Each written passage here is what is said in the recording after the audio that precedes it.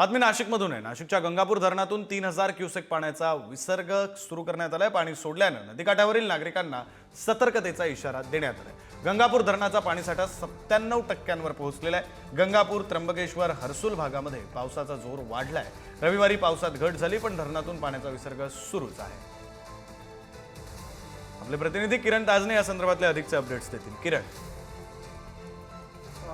विक्रांत, खरं तर गेल्या 2 दिवसांपासून म्हणजेच शनिवार आणि रविवार या 2 दिवसांमध्ये त्र्यंबकेश्वर, हर्सुल, पेठ या भागांमध्ये जोरदार पाऊस झाला आणि त्याचा परिणाम म्हणजे धरण साठ्यामध्ये मोठ्या प्रमाणात वाढ झाली।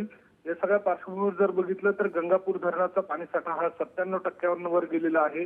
नाशिक जिल्ह्याचा एकूण जी लहान मोठी 24 धरणं आहेत त्याचा देखील पाणीसाठा 97%वर गेलेला आहे आणि अशा सगळ्या परिस्थितीमध्ये पावसाचा जोर वाढल्यास टप्प्याटप्प्याने विसर्ग वाढवण्याचा निर्णय प्रशासनाने घेतलेला होता। त्या सगळ्या पार्श्वभूमीवर गंगापूर धरणाचा 3000 क्युसेक वेगाने विसर्ग सध्याच्या घडीला सुरू आहे। त्या सगळ्या पार्श्वभूमीवर गोदावरी नदीची पाणी पातळी देखील वाढलेली आहे। अशा सगळ्या परिस्थितीमध्ये नदीकाठच्या गावांना सतर्कतेचा इशारा देण्यात आलेला आहे।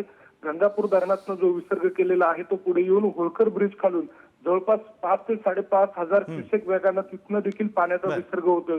त्यामुळे रामकुंड परिसरामध्ये आलेले जे भाविक आहेत त्यांनी देखील पाण्यात उतरू नये अशा स्वरूपाचं प्रशासनाच्या माध्यमातून आवाहन करण्यात आलं आहे। किरण, आणि त्यामुळे सर्वांनी या आवाहनांचं पालन सुद्धा केलं पाहिजे। धन्यवाद तुम्ही दिलेल्या या सगळ्या तपशिलांसाठी।